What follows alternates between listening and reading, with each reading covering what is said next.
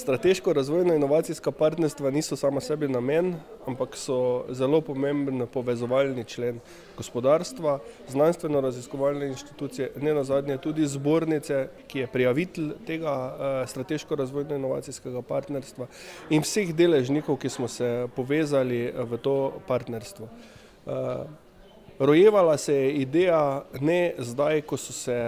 formirala strateško razvojno-inovacijska partnerstva v osnovi strategije pametne specializacije, ampak na področju metalurgije in kovinsko-predelovalne industrije že mnogo prej, vsaj 3 leta prej, ko smo si zapisali strategijo razvoja metalurgije in na nek način že takrat začeli razmišljati, kaj je pomembno na našem področju, v naših dejavnostih,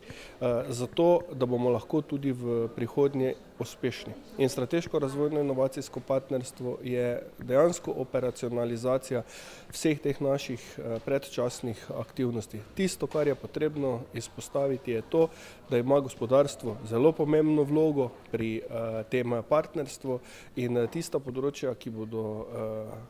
imela največji pomen, so seveda področja kadrov, kjer vsi, ne samo mi gospodarstveniki, ampak vsi ugotavljamo, da bodo zelo veliki izzivi, zelo velik pomen bomo dajali internacionalizaciji in seveda tisto, kar je pa najbolj pomembno, povezovanje in še enkrat povezovanje in sodelovanje. Ravno zaradi tega je to strateško razvojno-inovacijsko partnerstvo MAT-PRO, materiali kot končni produkti, tisto, ki bo odigralo zelo pomembno ali celo ključno vlogo pri povezovanju gospodarstva, znanstveno-raziskovalne sfere, zbornice in tudi države in bo ne nazadnje velik oporni element pri uresničevanju strategije na tem področju. Verjetno se marsikomu postavlja vprašanje, zakaj se pridružiti k SRIP-u, strateško razvojnemu inovacijskemu partnerstvu, oziroma zakaj bo SRIP MAT-PRO sploh uspešen. Zdaj, SRIP MAT-PRO deluje na področju materialov in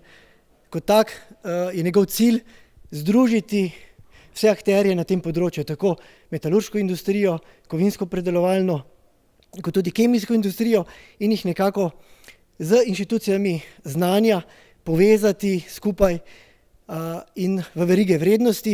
s tem namenom, da pridemo do nekega novega prebojnega produkta. SRIP MAT-PRO, njegov cilj je tudi, da se definirajo fokusna področja, da se naredi nekako skupna internacionalizacija, da se pomaga na področju kadrov, se pravi razvoja človeških virov. Treba je vedeti, da na področju materialov je velika problematika pri kadrih, in pa seveda tudi trajnostne tehnologije in pa nekako ustvariti neko področje, neko okolje, kjer bodo določena podjetja, predvsem srednja, majhna podjetja, zmanjšala svoj rizik pri uvajanju visoko tehnoloških, zahtevnih tehnologij, dragih tehnologij. S tem, ko bo neka koncentracija znanja, se bodo tudi te kompetence povečale in pa ustvarili se bodo neki novi poslovni modeli. Zdaj, zakaj pa zna biti ta SRIP MAT-PRO uspešen? Dejstvo je, da so se fokusna področja definirala tako, da se je pogledalo, v katero smer gre svet, kaj rabi Evropa in se skupaj z intervjuji, z industrijskimi partnerji probalo to preslikati na slovensko industrijo. Katere tehnologije so že dovolj zrele, ki so tveganja zmerna in v katero smer bi lahko šel razvoj Slovenije na tem področju. Ne pa, da smo mi direktno preslikali raziskovalna področja inštitucij znanja na fokusna področja SRIP-ov. Seveda, treba se pa zavedati, da na področju materialov se je to sodelovanje vzpostavilo že veliko prej in da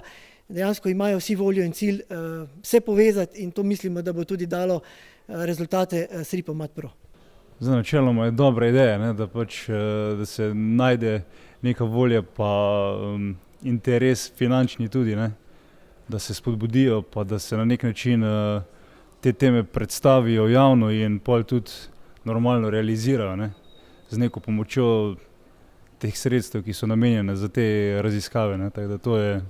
se mi zdi, zelo pozitivna gesta na splošno.